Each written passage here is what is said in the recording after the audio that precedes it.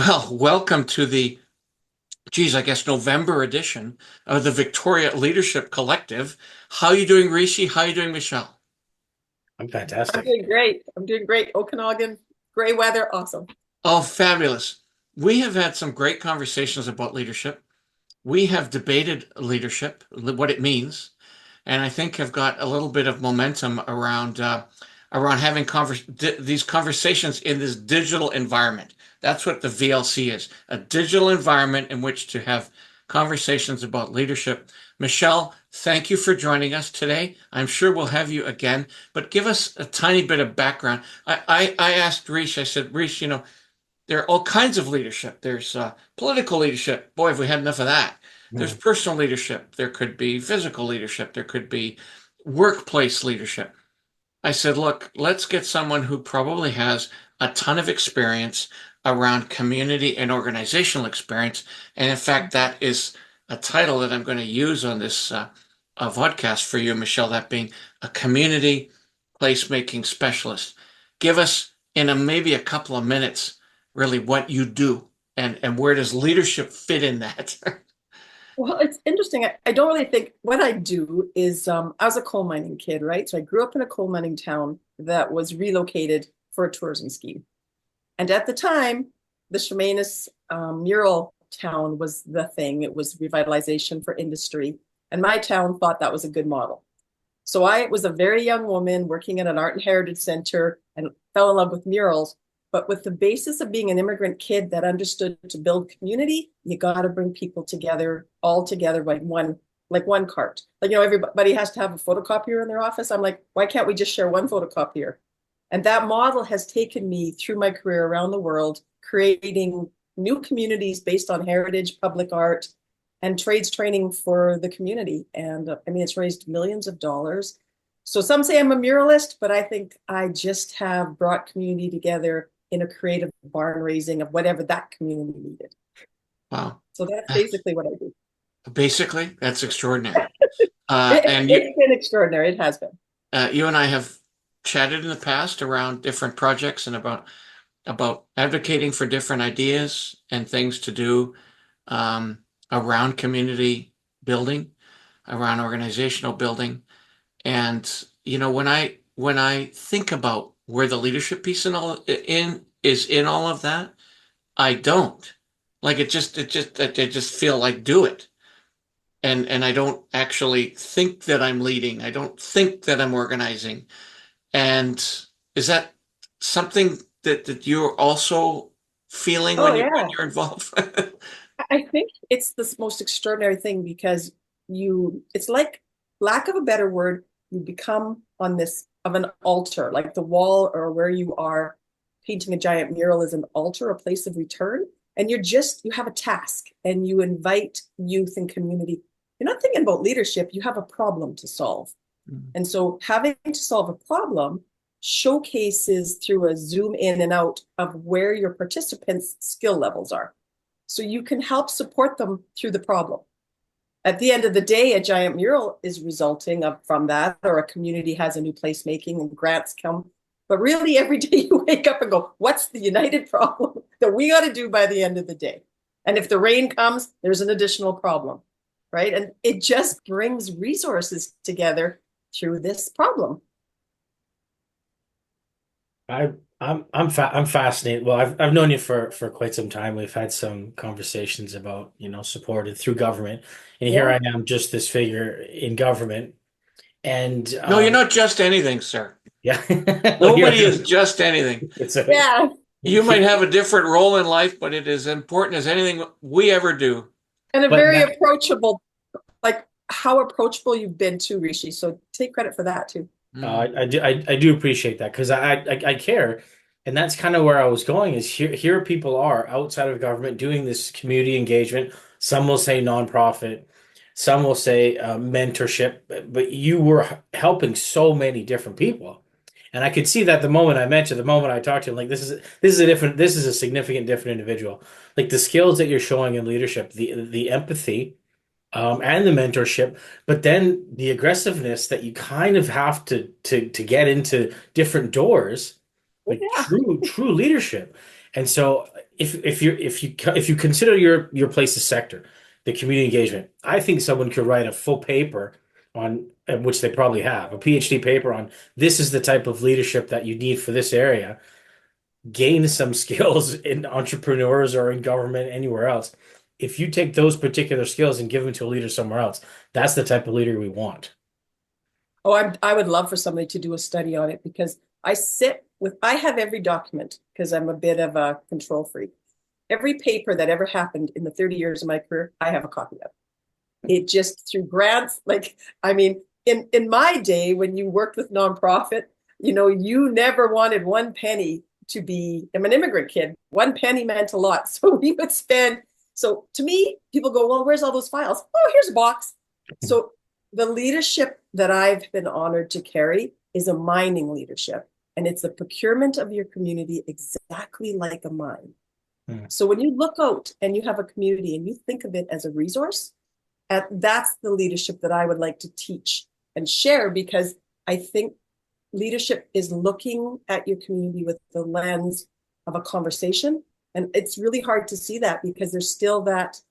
Well, my mom taught me it doesn't matter who you are, at what level, we're all level, right?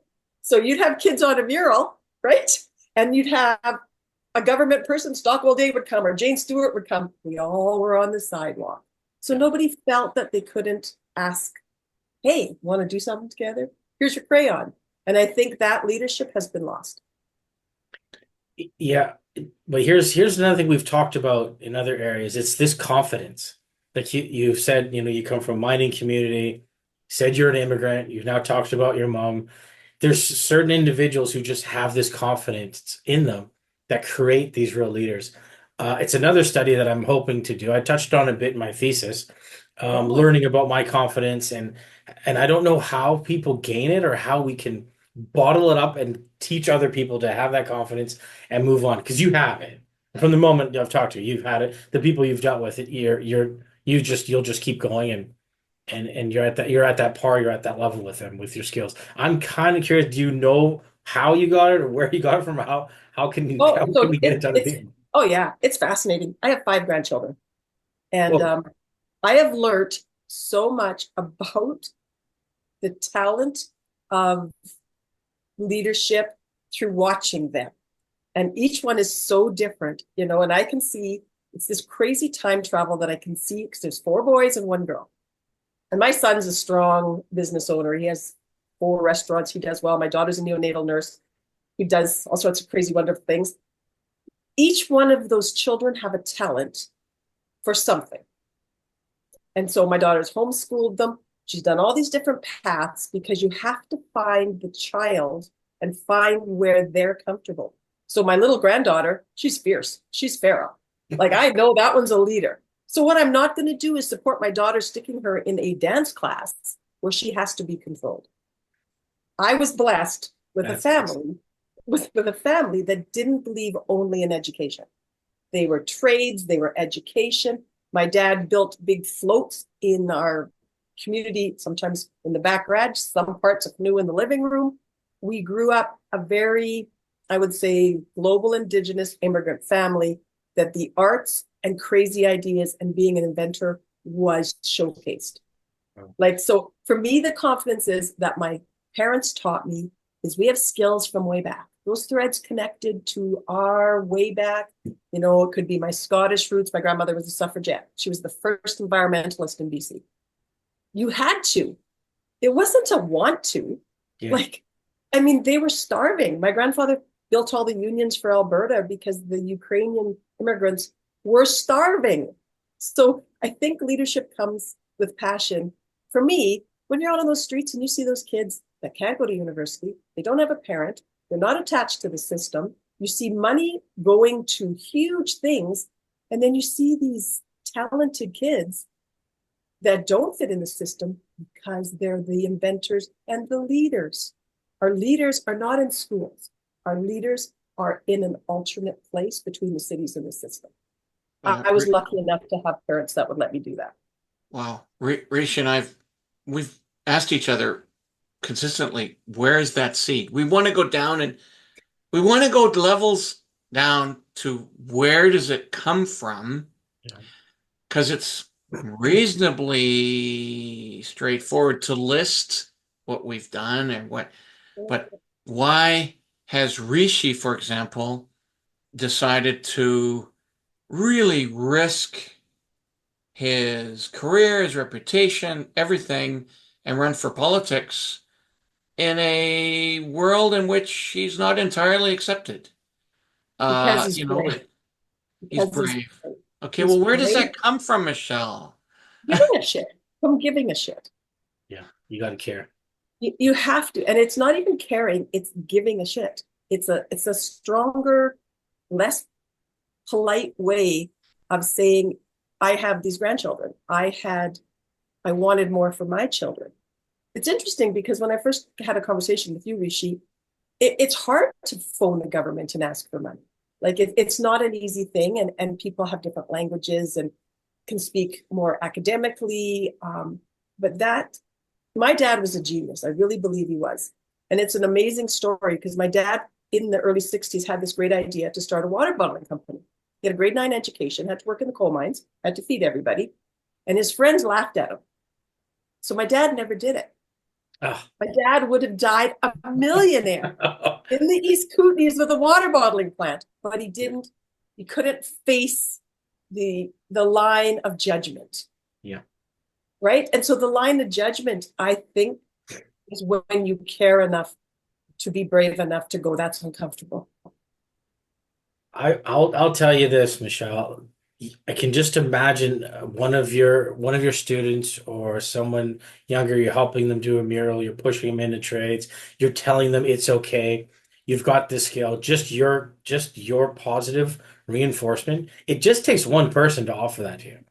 And Yeah. that's what happened to me. And then phew, I was gone. So much hate that I heard, or you can't do this. I wasn't that intelligent. You're not gonna. But there was this one individual who just kept pushing me, saying, "Hold on a second. You can do this. We've done this as a family. This is the history of some other people." And you just have that bit of appreciation. They build the appreciation in yourself to have that lens. It is huge. I can't even like what I would have given to have someone like yourself steer me in a particular certain direction. And so you're passing that confidence on, which is fantastic. And it's crazy. Like I think of the stories and it's so, if we think we've all come to Western Canada, I think about the immigrants that came 100 years ago. And it's kind of like if we think about getting on a plane and going to the moon, like that is so far-fetched to us, right? Yeah. Imagine we got to go to the moon.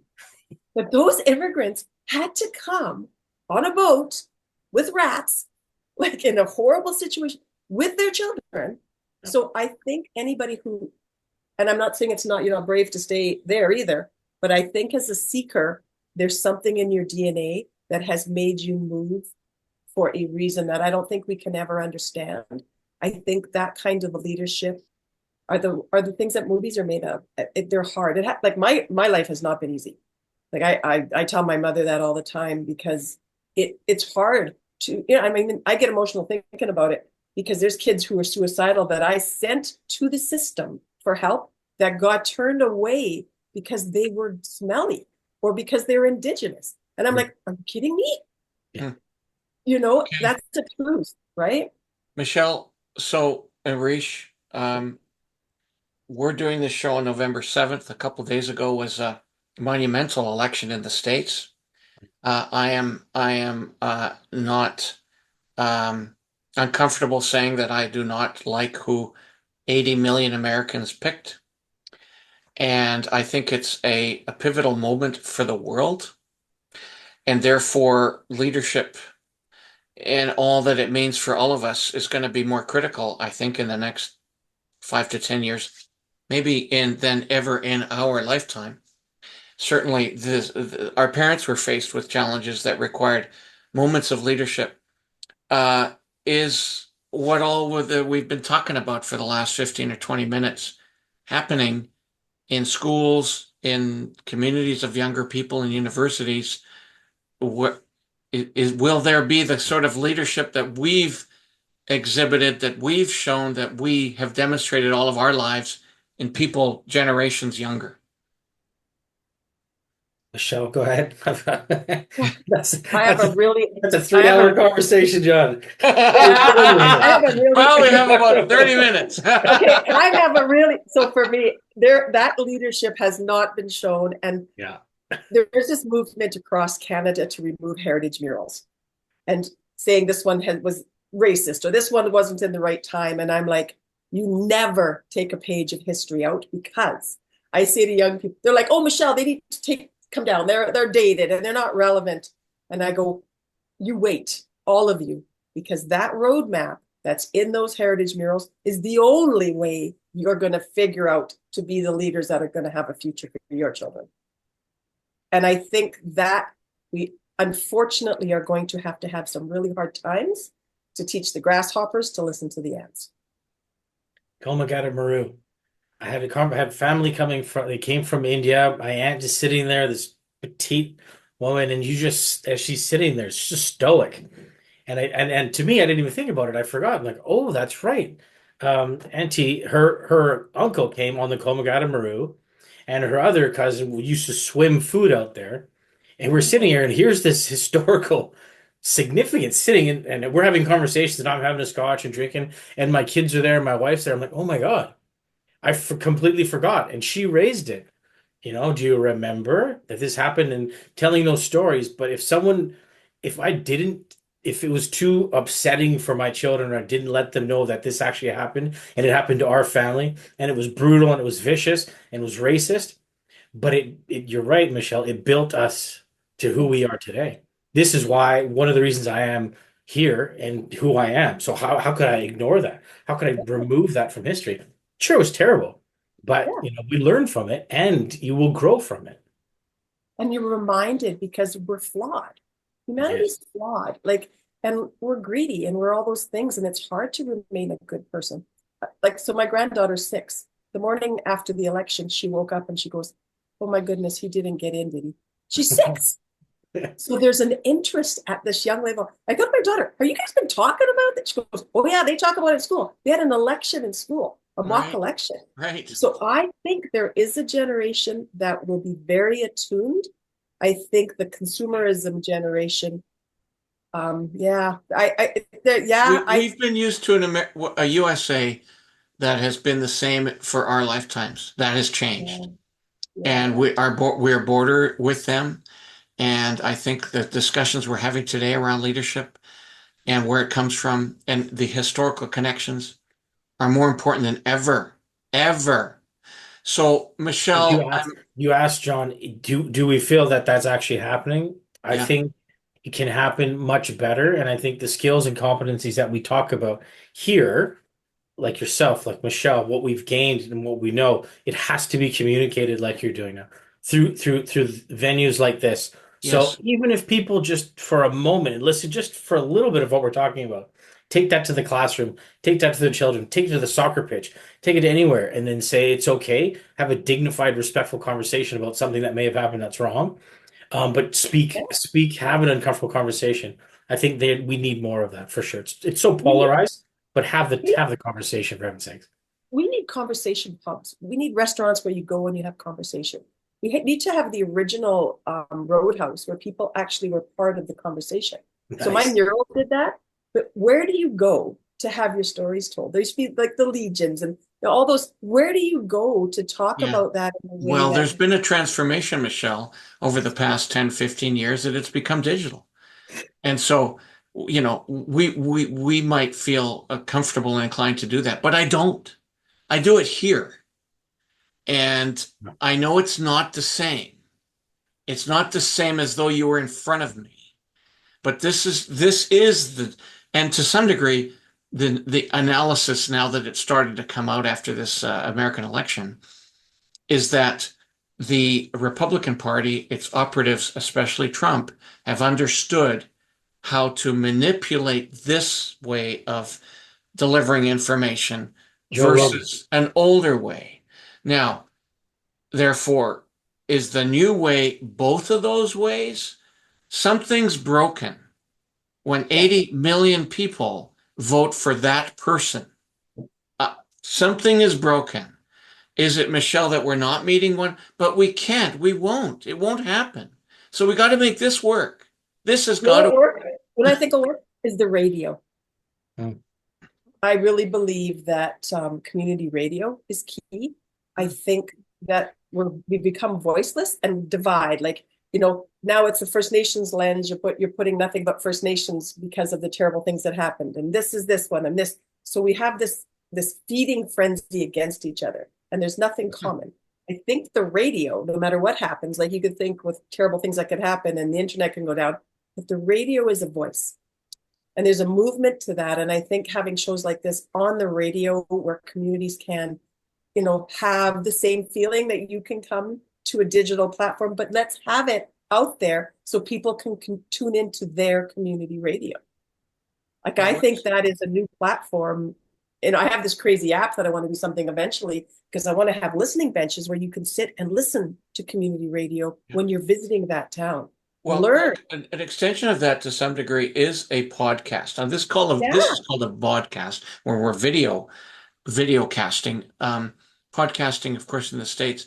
And I heard folks say, "Hey, Yeah. Like look at the significance. I watched Trump's acceptance speech, and there was Dana White, all right, about UFC. It's all video, it's all streaming live. But he sits there and he championed Joe. We cannot forget to thank Joe Rogan, right, one of the biggest podcasters. And I'm like, the significance of that podcast radio yeah, type movement, unreal. The amount of people who were changed because of Joe yeah." Rogan's podcast show. They say now the Democrats Yeah, need a he's a Democratic Joe world power. Rogan. He's a world power. Like he's a world power now because the president and Dana White just thanked him. I'm like, oh my God, the power of, you're right, being together and listening in that community. But Unreal. think of it cha-ching money. So that's what Oh, I say. In the digital world right now, for like visual arts needs to take a lesson from music art, because the economy that you can create through that to do the leadership to help the people that aren't eating right now is giving them a piece of that yeah. podcast so that they want to listen. They want the skills. Like they want to hear, how do you approach the government? How do you do this? How do you paint a mural? How do you have a voice against politicians you don't agree? Why should you vote? Why should you vote? Yeah, no That's doubt. a common thing. I hear people like, and I'm shocked. I go, because, and they go, but why? And I'm like, because, and you give them a reason, and they're saying, I can't barely feed my family. And it's really interesting to see that, because that's a true story. They got seniors that cannot even figure out how to pay their bills, and they can't volunteer anymore because that's all been absorbed in nonprofits that are services now. And so there's this disconnect. And so they're disconnected from their own nationalities of their country. And that lack of faith needs To break down, it to needs break to down, yeah. to break down into being open to misinformation. And to going back to our youth and actually changing, making a significant paradigm shift in this culture. It is working with our youth and bringing folks like Michelle, John, yourself out there, empathetic, true listeners, and showing some dignity and teaching these skills to others so we can have those real leadership conversations. So one of the realities of a new way of conveying digital information is that it can't be too long, because people's attention spans, so we're coming to the end of ours, Michelle. I really hope we've got hours of conversations with you, but if I might end on this note, and I am putting you on the spot, so my apologies if you decide Can't do that with me. that you don't like this. But There's no spot, yeah. if there were some leadership lessons that you could convey now to 32-year-old person, 32-year-old woman, for example, sitting watching this, crying because she believes she's potentially lost many rights. What is it you could convey? Do the following things with your community, with your organizations, and guess what? You're going to get through this. That's a good one. I think I would say, number one, be accountable to what you're actually doing and what you do every morning when you get up, of the business of yourself. Because to be accountable to the greater masses, you have to be accountable to what you live first.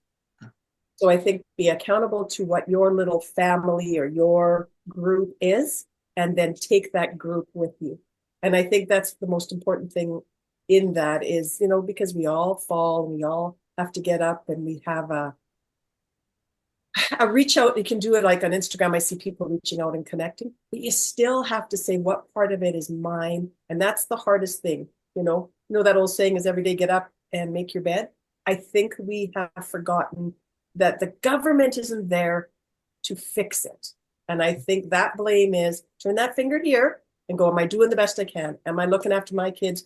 And then when you have an issue, reach out to somebody else that mirrors that same. And before you know it, you have a community. It might be small, but then you have support. And I think that getting rid of that singular me, I feel, I need, to we can do a lot in changing. And you got to be vulnerable to do that. You got to share. You got to make stone soup. And that's, go find a potato and an onion and work together with somebody and drop your ego in your back pocket with those purses you need to carry. Because the time of purses and diamonds and fancy clothes is long gone. Fantastic. Great way to That's end what I it. believe. Great way to end it. Okay, guys. All right, guys. Thank you so much. Take care. Bye. See ya. Okay. Bye-bye. Bye.